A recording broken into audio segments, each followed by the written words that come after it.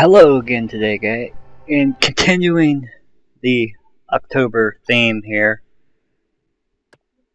for classic gaming today, we're doing Parasite Eve. This is Square's kind of, I guess, take on Resident Evil, except without zombies.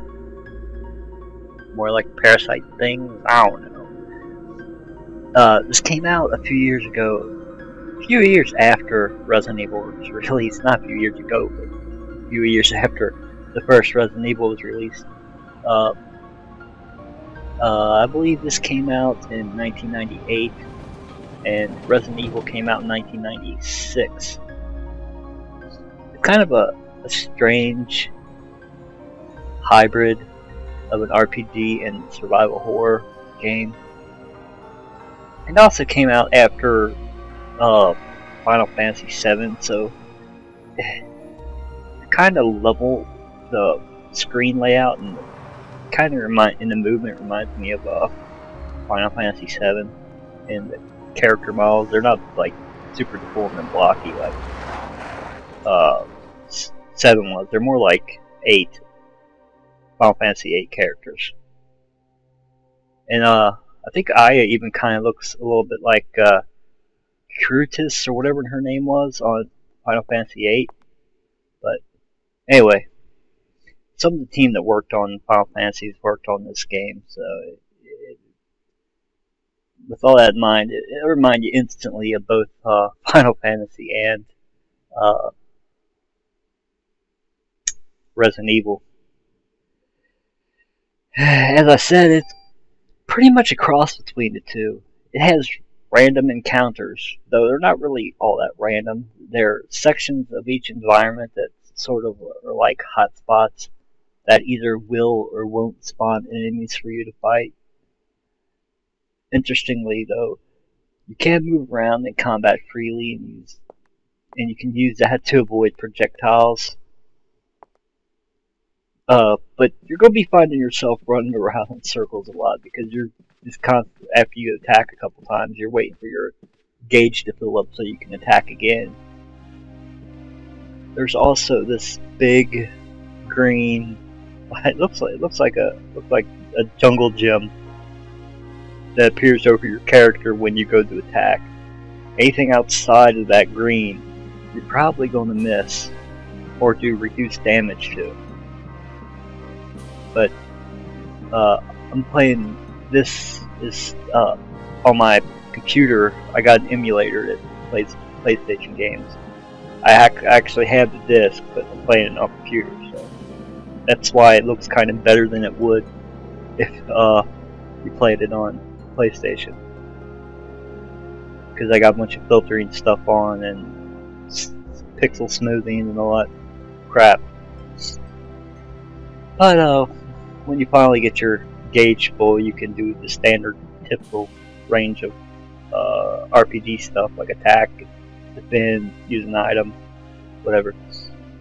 The enemies in the game can also be pretty gruesome, especially towards the beginning of the game when you fight your first rat. Its transformations. Reminds you of the liquor scene from Resident Evil 2. Kinda. But except he's not falling from the ceiling, he just like skitters out and transforms into this big, huge, terrifying rat thing. I've actually never finished this game. Not because it's not scary or whatever, but I've never finished it because I could never really get into the story all that much. So I'm not going to comment too much on the story, just what I know. But the game takes place over like a 6-day span in New York City in 1997. As you can see in the video during the opera, everyone in the building begins to spontaneously combust, except for our hero, Aya. I don't know if I'm pronouncing that right. Aya. The actress on stage, named Melissa, seems to be the cause of it because everybody's bursting into flames around her when she looked at them. So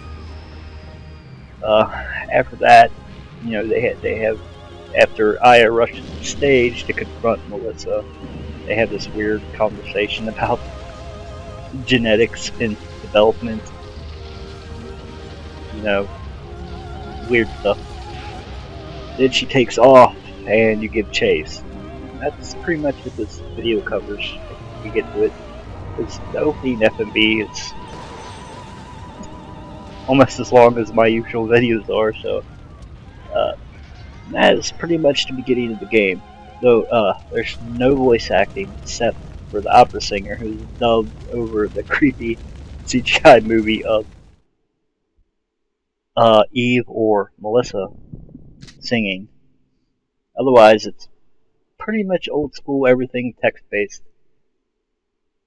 I do like Aya's character though, especially that little bump when she nudges him. She's like, "Get the hell out of here!" But anyway, is the game really all that scary? No, it's not scary.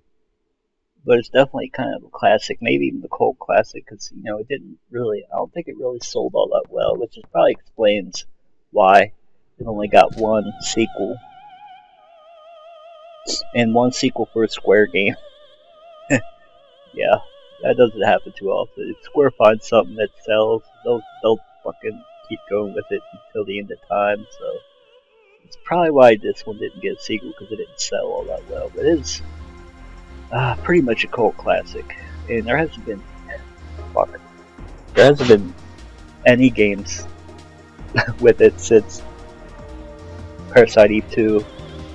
I think there was a game called Third Birthday, which is kind of based on it, but it's not like a direct sequel to Parasite Eve 2. So there was actually, I guess, 3 games, but other than that, the most recent thing about this was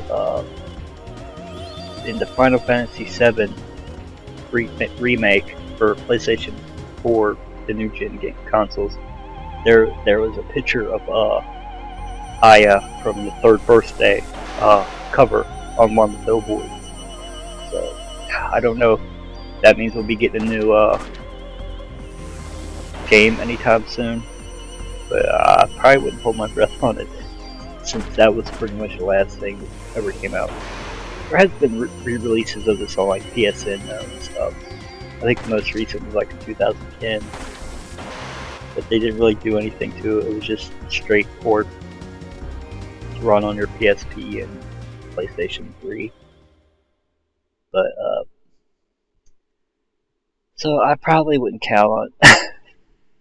This game is definitely unique in the way it plays. It's, for any downsides, oh, I don't know if it was because I was playing this on my computer or what. The controls felt kind of sluggish, I guess. They're slow to respond. I don't know if it was, yeah, like I said, I don't know if it was because I was playing it on an emulator or what.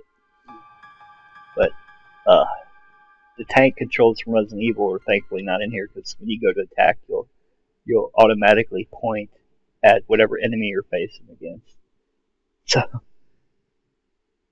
I mean, you could do that in, well, I guess it is tank control-ish, because you can't run and shoot at the same time. You have to stop and shoot. It'd be nice if you could run and shoot at the same time. But, and the backgrounds. Oh, the backgrounds. The backgrounds look pretty terrible on an HD screen. It looks like a garbled mess of pixels. Really, everything looks fuzzy and washed out. As you can tell in the background, you know, your character really pops, but the backgrounds, while they're nice pictures, they look crappy. They're like fuzzy and washed out and all that shit, but the good is I really like how the combat works. It's kind of this, like I said, weird mix of RPG and survival horror, and the story. I can't really comment on the story too much, but I'm sure from what I've heard from friends who like the game that the story's really good. I just haven't been able to get into it yet. Like I said, I got backlog like a mile long. So, but speaking of backlogs, I gotta get back to finishing games. Speaking of which, I think that about does it for this video. I ain't gonna get to see the rat transformation scene because that ain't till a bit later. Actually, I think it might be coming up on the video back here. Yeah, here it is right here. Holy crap. That was serendipitous timing on my part. But, yeah. Yeah, I guess it's supposed to be some kind of parasite transforming a rat. For this video being made in 1998, it's a pretty decent looking rat. But there's your rat transformation scene. And that will do it for this video. This spastic rat. I got the game running at 60 FPS, which I don't remember if that's what the game actually ran at. Anyways, thanks for watching.